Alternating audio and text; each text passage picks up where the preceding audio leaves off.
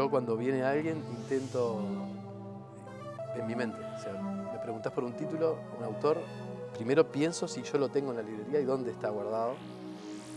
Puede ser que tenga la duda porque han pasado muchos libros que van, se terminan, pero me fijo ahí primero. Si no está, después recurro a la computadora. Porque es una forma también de estar en ejercicio, si no te quedás como... Y da orgullo también un poquito, ¿no? Sí, Mirá qué bien que te sentís como en parte es conforme como contigo un buen mismo. servicio que, como tú decías ahora, está bueno que te atiendan así, pero también es una forma de estar como en entrenamiento, ¿no?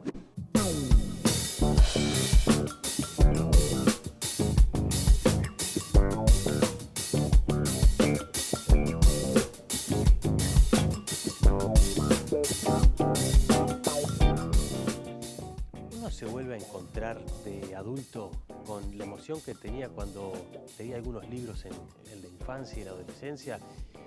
Los Salgari, por ejemplo, ¿no? Toda la saga Sandokan que te leíste de gurí, de 10 años, 9, 11. ¿Volvés a encontrar esas emociones? Permanentemente.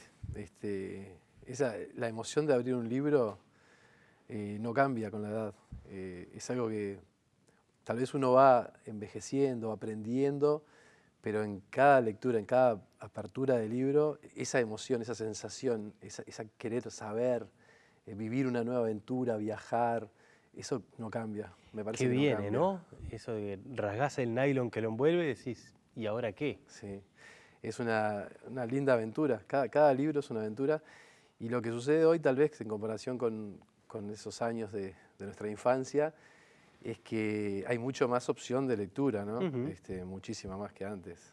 Está mucho más segmentado, ¿no? Porque yo he escuchado durante mucho tiempo, era la idea como que, bueno, esa literatura, volvemos a Salgari y todo lo demás, es como de adolescentes, es porque es de acción Sí, y no sé qué, pero después empezaron a pasar los libros que ya te vienen con un colorcito que indica que es para lectura de 3 a 5 años, el otro de 5 a 7. Yo entiendo que de repente lo más infantil se puede diferenciar, pero es tan marcada la diferencia, Salgari solo puede ser para adolescentes. no, completamente que no.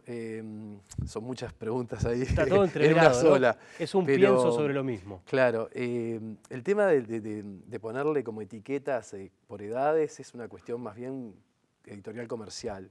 Más de mercado, ¿no? Sí, pretende ser una ayuda para los padres o una guía para que sea más fácil, que se resuelva más fácil la selección del libro. Claro, mira, tengo un cumpleaños de un nene, un compañerito de jardín de mi hijo. ¿Cuántos años tiene? 5. Fíjate en estos. Claro, y ahí caemos en un tema importantísimo, siempre la velocidad, ¿no? Como que algo rápido, resolvémelo ya. O sea, Claro. la lectura es todo lo contrario, la lectura es tiempo, o sea, es la lectura en papel estamos hablando, ¿no? Sí, Porque sí. hoy por hoy, de repente hay gente que dice, no, ya no se lee mucho menos.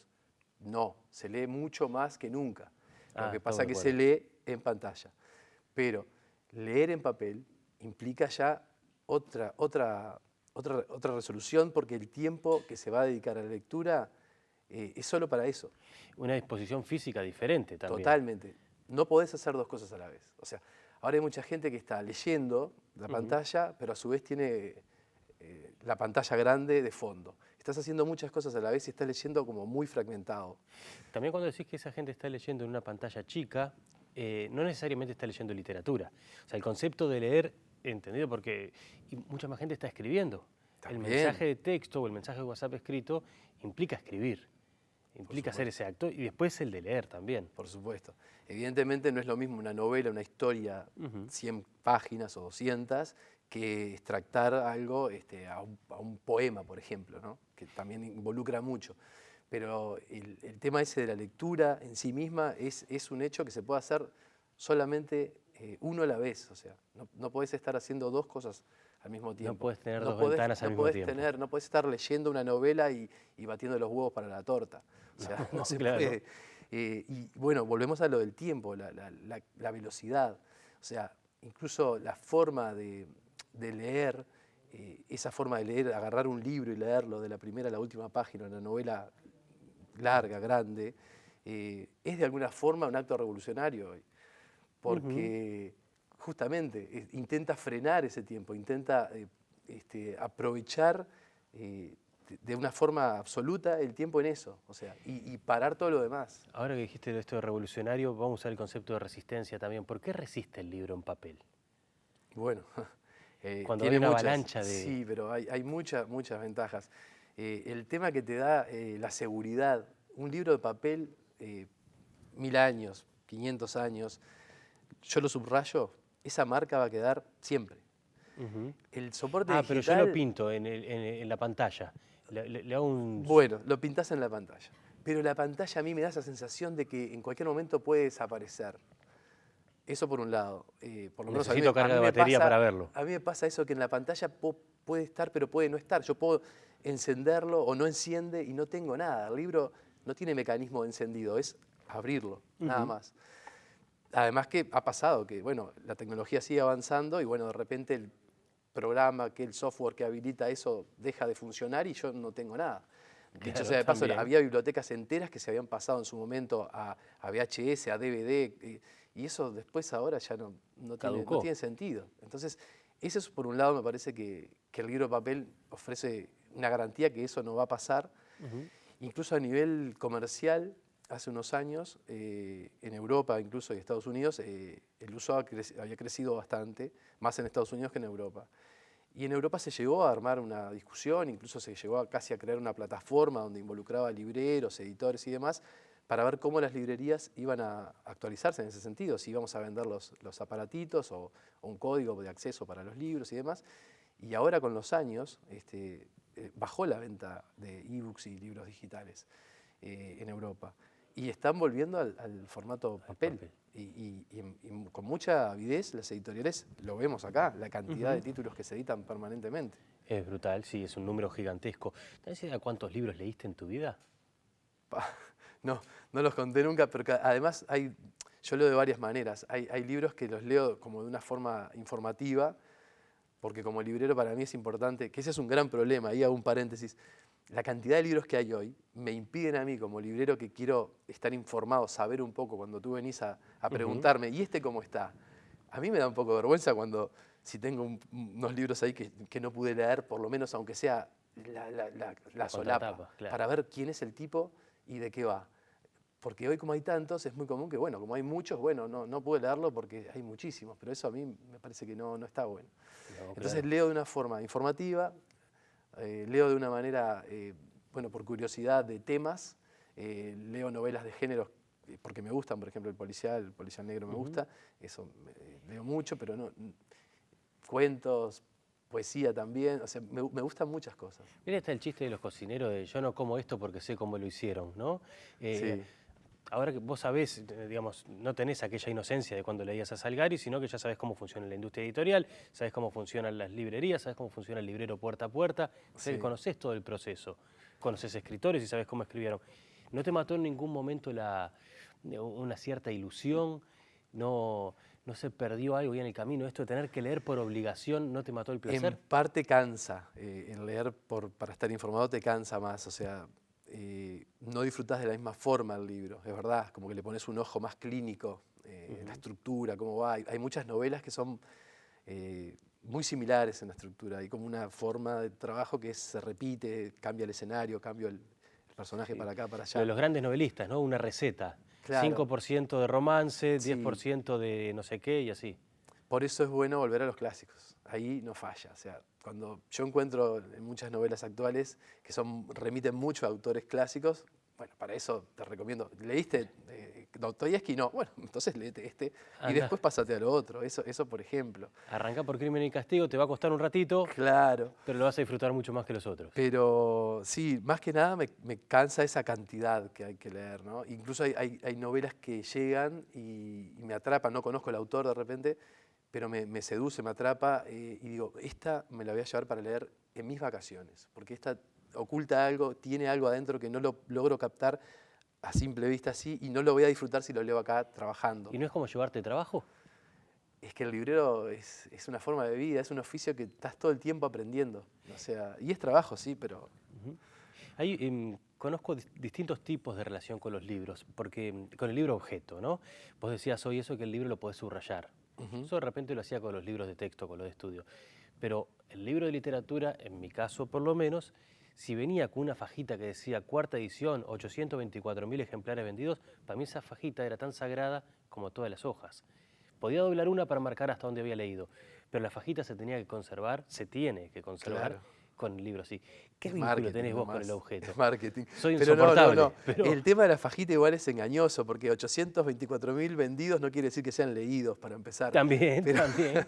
no, después como objeto sí, me gustan algunas de las ediciones tapa dura, algunas que no sean muy rococó, sobre todo las más que tienen estilo más como clásico, antiguo, me gustan. También es verdad que el libro de tapa dura es más pesado para leer si estás en la cama, y es de muchas páginas, pesa más, pero he visto muchísimos diseños y hay muchos diseños como que parte de colecciones que se repiten también en alguna forma. Sí, tengo algún fetiche con el objeto también. En algún caso sí, hay ediciones que las ves que además se destacan de las demás. No sé por qué, de repente llegan 20, 30 libros diferentes en formatos, tamaños, pero hay uno o dos que vos lo viste y decís, epa, epa, ¿y este? Qué lindo que es este. Ya he visto miles, pero ¿qué tiene este que me llama? Claro. Y eso es una cosa también hermosa que sentimos. ¿Y con las ilustraciones cómo te llevas? Porque aquellos libros de la colección Robin Hood, de tapa amarilla, que en muchas casas de balneario por lo menos Se quedan, encuentran.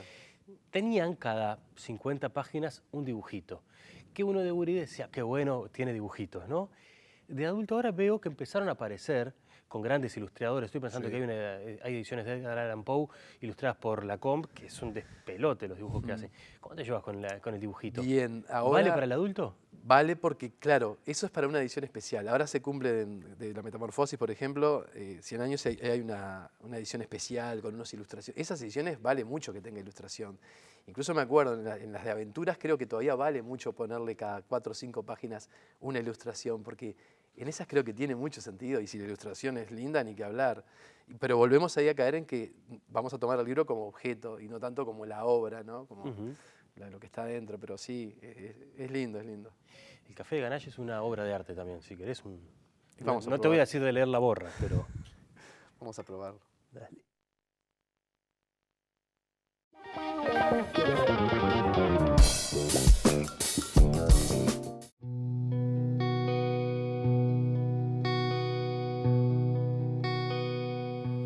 De gurí, de adolescente, además de leer a Salgari, vendías libros puerta a puerta y con lo que sacabas te ibas de vacaciones a La Paloma. ¿Es más o menos así la historia? Más o menos. En realidad no vendía puerta a puerta, pero sí seleccionábamos. Alguna vez creo que vendí igual puerta a puerta, porque es toda una experiencia también.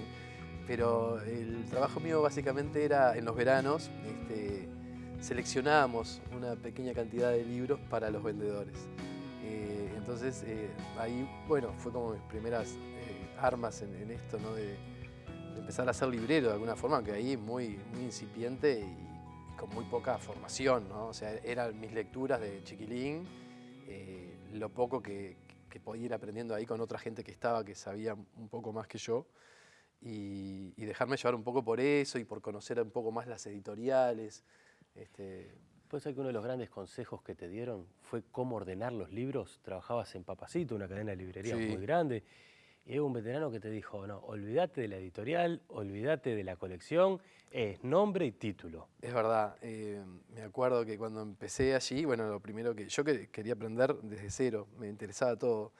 Y en esa época no había computadora para empezar, o sea, se clasificaba con un catálogo de papel y bueno, había que ordenar en los anaqueles, ¿no?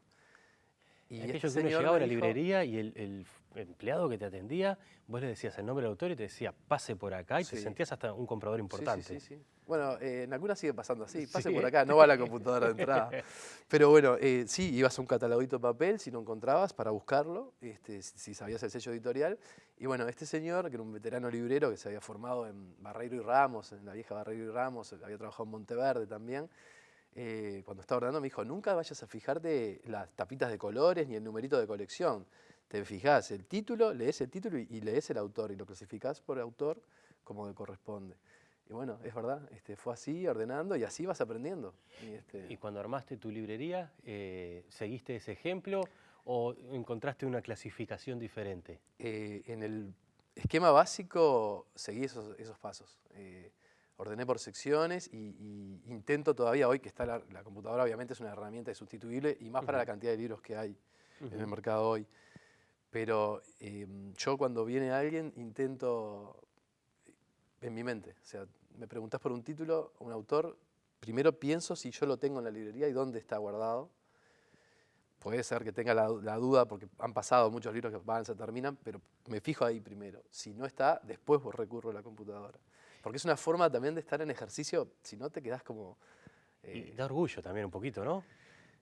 Mirá Sí, qué bien que te sentís como en parte es conforme como contigo un buen mismo. servicio que, como tú decías ahora, está bueno que te atiendan así, pero también es una forma de estar como en entrenamiento, ¿no? Es como que no quedarte, si no te vas como apegando mucho a la computadora y vas perdiendo la capacidad, porque tu memoria trabaja así también, si no la ejercitas, te vas olvidando.